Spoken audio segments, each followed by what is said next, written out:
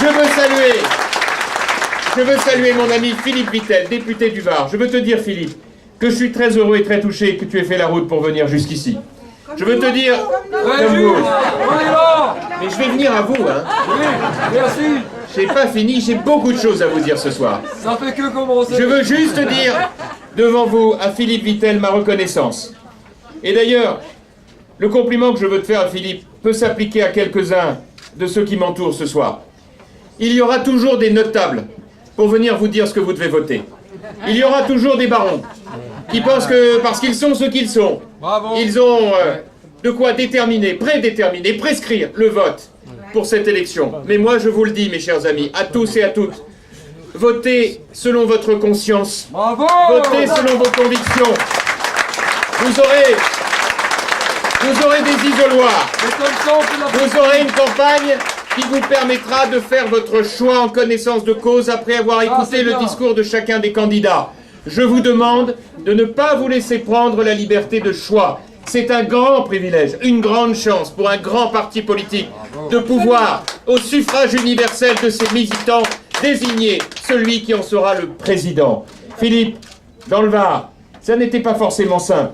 Tu l'as fait bien avant les autres. Je ne l'oublierai jamais. Je veux saluer les collègues, maires, élus, cher Olivier, du conseil de ce département des Alpes-Maritimes. Je veux vous dire à tous ma reconnaissance d'être présent. Je veux vous dire, monsieur le maire de Saint-Laurent, que je vous respecte infiniment, qu'il n'y a absolument aucun problème dans le fait que vous ayez parrainé un autre candidat, et en l'occurrence François Fillon, qui est une personnalité éminemment respectable. Mais comprenez que mon défi, dès lors que je n'ai pas pu vous convaincre au premier tour, celui des parrainages, que je vais déployer une énergie dont vous n'avez pas idée pour vous convaincre de voter pour moi.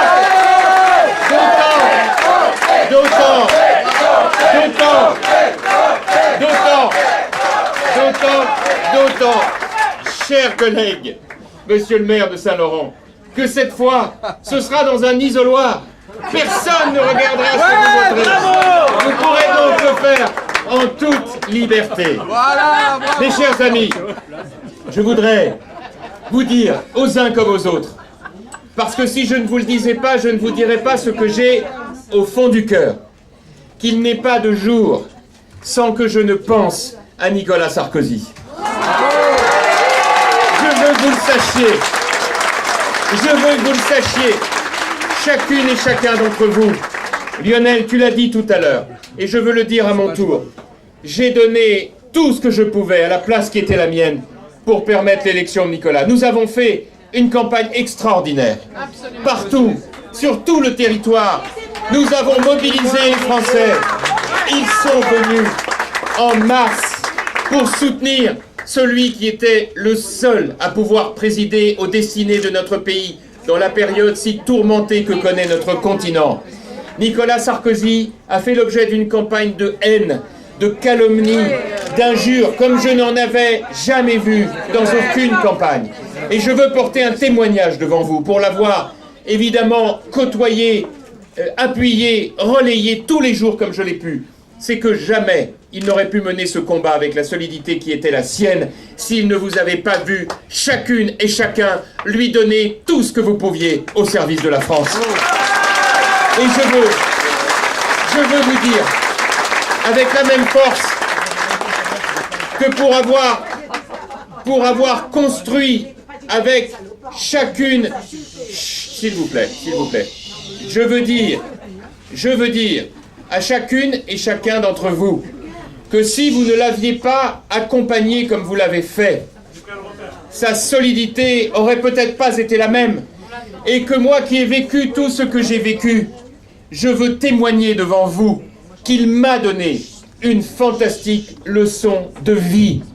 Parce que j'ai pris la mesure que rien n'était plus beau ni plus grand pour un pays comme le nôtre que l'engagement total, que la solidité psychologique et physique dans ces moments-là, parce que c'est pour la France, c'est pour l'amour de notre pays et c'est pour l'amour des enfants de France. Vous devez savoir, les uns comme les autres, que cette campagne absolument extraordinaire que nous avons menée ensemble, cette campagne extraordinaire, nous avons pu la mener parce que c'est construite entre vous et moi quelque chose qui ressemble à une fraternité d'armes. Les militants, les sympathisants, vous avez donné le meilleur de vous-même. Et le lien que j'ai créé avec chacune et chacun d'entre vous est un lien que personne, jamais, ne pourra nous enlever.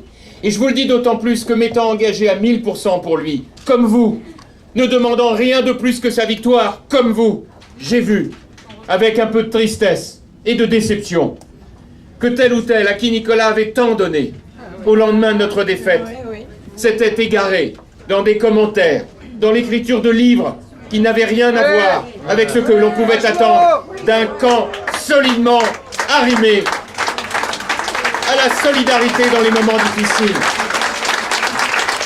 De la même manière, mes amis, je veux vous dire que jamais je n'oublierai les messages que vous lui avez adressés et que vous m'avez adressés. Ça aussi, personne ne pourra jamais nous l'enlever.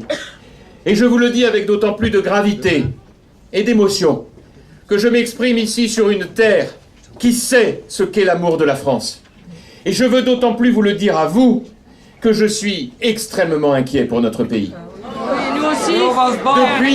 Depuis 4 mois, nous avons un président de la République qui a augmenté de 7 milliards les impôts des Français, qui a augmenté de 20 milliards d'euros les dépenses publiques, qui a fiscalisé les heures supplémentaires de sorte qu'il n'y a plus un Français qui pourra travailler plus pour gagner plus, et qui a fait tout cela dans une atmosphère d'anti-sarkozysme haineux, hargneux et même à certains égards infantile, qui consistait pour l'essentiel à défaire tout ce que nous avons fait pour la France.